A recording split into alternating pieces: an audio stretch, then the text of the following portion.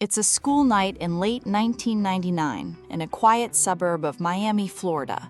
In an ordinary bedroom behind an ordinary door, a 15-year-old is sitting. He's not doing homework. He's inside a Department of Defense network, watching classified emails scroll past his screen in real time. Emails belonging to an agency whose entire job is monitoring nuclear, biological, and chemical weapons threats to the United States. By morning, he'll get up, get dressed, and go to school like any other teenager. Nobody there has any idea that the boy sitting quietly in the back of class spent the previous night inside some of the most sensitive computer systems in the American government. His name is Jonathan James. Online, he goes by Comrade, and before he's even old enough to get a driver's license, he'll become the first juvenile in United States history sentenced to federal prison for computer hacking.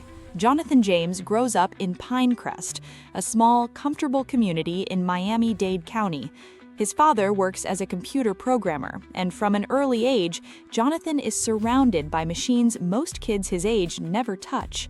By some accounts, he starts experimenting with computers as young as 6 years old, not out of any grand ambition, just curiosity, the same instinct that leads plenty of kids to take apart a toy to see how it works. Except this particular toy happens to be a fully networked computer. One of his earliest hacks isn't aimed at any corporation or government agency at all. It's aimed at his own parents. Frustrated by restrictions they'd placed on his home computer to limit how much time he spent playing video games, young Jonathan simply bypassed them.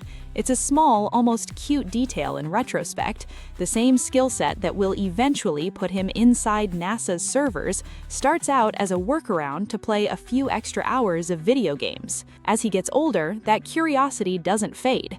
It sharpens. By his teenage years, James isn't just poking around random websites for fun. He's developed a genuine, obsessive fluency in how networks are built, and more importantly, how they fail. He starts spending his nights doing something most people never think twice about, systematically testing the digital walls around some of the largest organizations in the country, just to see which ones give way. In August 1999, James finds his way into a network belonging to the Defense Threat Reduction Agency, a division of the U.S. Department of Defense responsible for monitoring and countering threats from nuclear, biological, and chemical weapons. It's about as serious a target as a teenager could stumble into. He gets in through a router based in Dulles, Virginia, and once inside, he doesn't just look around and leave. He installs a backdoor, a hidden method of re-entry that lets him come back whenever he wants, without needing to break in all over again. Through that backdoor, James intercepts DTRA employee emails and captures 19 different usernames and passwords, 10 of which belong to military computers. It's an extraordinary level of access for anyone to have, let alone a 15-year-old working alone from a bedroom computer. But James isn't finished. Using the stolen credentials, he starts moving laterally, a technique where an attacker uses one compromised account to unlock access to other, more sensitive systems nearby. It's the digital equivalent of finding a master key in an unlocked drawer and using it to open every other door in the building. That lateral movement eventually leads him somewhere nobody would have expected a teenage hacker's curiosity to land: NASA's Marshall Space Flight Center in Huntsville, Alabama, the facility responsible for developing and testing rocket engines and communication systems for the International Space Station. Once inside NASA's network, James doesn't stop at a single machine. He works his way into 13 different computers at the facility.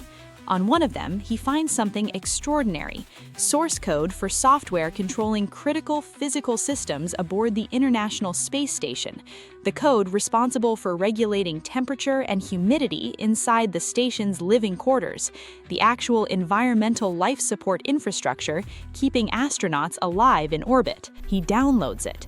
NASA later estimates the value of what he took at roughly $1.7 million. For James, though, by his own later account, the code itself barely matters once he has it. He reportedly finds it uninteresting to actually read through. The point was never really about what the code did. The point was proving he could get to it at all. When NASA's security team eventually discovers the intrusion, the response is drastic. They pull the compromised systems offline entirely, shutting down operations for 3 full weeks while investigators comb through the damage, verify nothing has been tampered with, and rebuild confidence in the network's integrity. The direct cost of that shutdown alone comes to roughly $41,000, not counting the far harder to quantify cost of a national space agency discovering that a teenager, working from a bedroom in Miami, had walked directly into the digital heart of a facility responsible for keeping people alive in space. NASA and the Department of Defense move fast once they realized what's happened, alerting federal investigators immediately. The Defense Criminal Investigative Service takes the lead, and the trail, despite James's backdoor and stolen credentials, turns out to be traceable. Investigators work backward through server logs, tracking the intrusion to a specific IP address, then to the internet service provider tied to that address, and eventually to a physical residence in Miami. It's worth pausing on how unusual this is. Most of the digital forensics tools and correlation techniques law enforcement would later rely on for far more sophisticated cybercrime cases were still being developed in 1999. James wasn't caught because of some brilliant piece of blockchain tracing or advanced network analysis. He was caught the old-fashioned way: logs, subpoenas, and legwork, patiently followed back to a house. On January 26, 2000, federal agents, working alongside NASA officials and local law enforcement, arrive at the James family home. When they knock, they're not looking for a hardened cybercriminal, some shadowy operative running a sophisticated intrusion campaign from an undisclosed location. They're looking for, and find, a 16-year-old in the middle of an ordinary evening at home. Because James is a minor, his case moves through juvenile court rather than the adult federal system. The gap between the scale of what he'd actually done, breaching the Department of Defense, downloading critical NASA source code, triggering a 3-week shutdown of space agency infrastructure, and the punishment he ultimately receives is, by most accounts, striking. He's sentenced to 6 months of house arrest, followed by probation until his 18th birthday, along with the requirement to write formal letters of apology to both NASA and the Department of Defense. It's a remarkably light outcome given the severity of the intrusion, a reflection of both his age and the sentencing norms of juvenile justice at the time, norms that many in the cybersecurity community would later argue simply hadn't caught up to how serious a threat a single talented teenager with an internet connection could actually pose. The house arrest doesn't go entirely smoothly. James later violates the terms of his probation after testing positive for drug use, a violation that lands him 6 additional months in a juvenile detention facility. Even so, when it's all added up, the total consequence for one of the most significant government network intrusions of the decade amounts to a combined stretch of confinement measured in months, not years. James walks away from the case with a strange kind of legacy: the first juvenile in American history to be federally sentenced to serve time for computer hacking, a historic first attached to a punishment that, in hindsight, looks almost gentle compared to what the crime itself represented. For a while afterward, James mostly disappears from public view, a young man trying, by most outside accounts, to move past the case and build something resembling an ordinary adult life, all while carrying the permanent label of the teenager who hacked NASA. But his story doesn't end quietly. In 2007, a massive, coordinated wave of cyber attacks hits a string of major retail companies across the country in what becomes known as the TJX hack, at the time one of the largest breaches of consumer financial data in U.S. history, exposing tens of millions of credit and debit card numbers.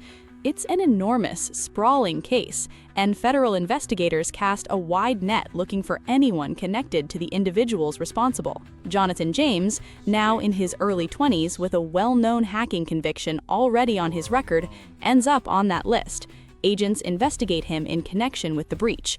James maintains that he had nothing to do with it, denying any involvement from the very beginning. In May 2008, before the investigation into his alleged connection to the TJX case is resolved, Jonathan James is found dead at his home, having taken his own life.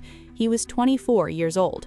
In a note he leaves behind, James reportedly writes that he had lost faith in the justice system, expressing the belief that he would be prosecuted for a crime he insists he did not commit, regardless of his actual involvement or innocence, a fear rooted, at least in part, in the fact that his name and reputation as a hacker made him an easy target for suspicion, whether or not the evidence actually supported it.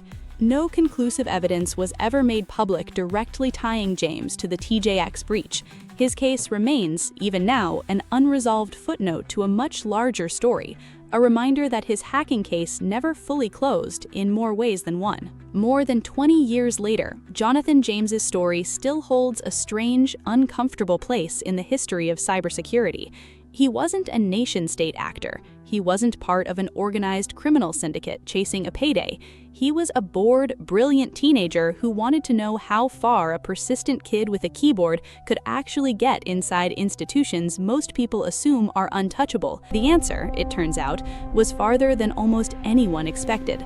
Far enough to read Pentagon emails, far enough to hold, even briefly, the actual code keeping astronauts alive in orbit. His case became a wake-up call for how seriously institutions needed to take cybersecurity, not just against sophisticated foreign adversaries, but against the possibility that a single, curious teenager working alone from an ordinary bedroom could walk straight through the front door if nobody was watching closely enough. Jonathan James never set out to become a case study. He just wanted to see what was possible.